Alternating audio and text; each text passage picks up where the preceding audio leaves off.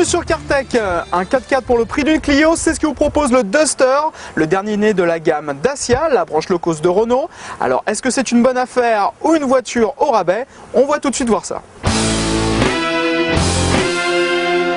La Logan et sa ligne taillée à la hache semblent bien loin. Dacia a beau rester une marque de voiture à bas coût, ses nouvelles productions affichent à chaque fois du mieux côté esthétique et ce Duster ne déroge pas à cette règle, si bien qu'il n'a plus grand chose d'une voiture rustique, si ce n'est quelques plastiques extérieurs bas de gamme sur les premières finitions.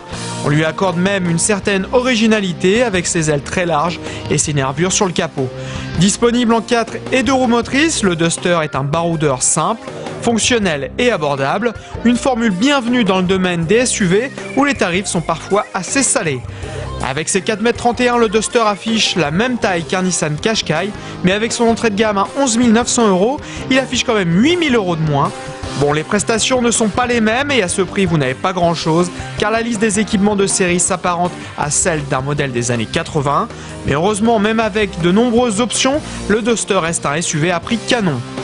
À l'intérieur, c'est sans grande surprise, la finition est plutôt bas de gamme, les plastiques sont durs, les ajustements moyens. C'est les pièces héritées de la Sandero qui, je vous le rappelle, appartenait à la première génération de Mégane, ça ne nous rajeunit pas. On retrouve notamment le même tableau de bord que la Mégane 1. En revanche, un petit effort a été fait sur certains plastiques, notamment cette finition haut de gamme, des plastiques un peu plus sympas au regard. En fait, c'est une petite montée en gamme, assez sympathique. Quelques petits regrets aussi au niveau de l'ergonomie. Le réglage du rétroviseur qui n'est pas très bien placé, ici derrière le levier de vitesse. Les commandes électriques des vitres qui sont sur la console centrale pour l'avant et situées ici pour l'arrière, ce qui est vraiment pas pratique. Côté espace intérieur, c'est plutôt bien, à l'avant comme à l'arrière. On a un très grand coffre. En revanche, ça manque cruellement de petits rangements.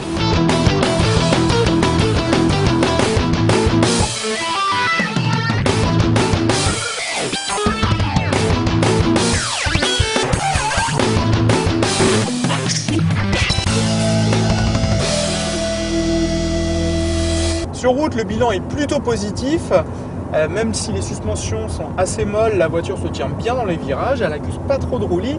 Le point noir, ça reste le bruit, la voiture est assez mal insonorisée et sur autoroute à 130 km/h, ça devient assez gênant.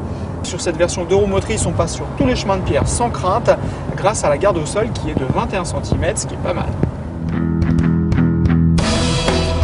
Comme toujours avec Dacia, on en a pour son argent, le Duster est peu cher, mais va à l'essentiel et ses mécaniques éprouvées promettent une certaine fiabilité. Une voiture fonctionnelle donc, qui n'oublie pas l'esthétique et qui connaît déjà un grand succès.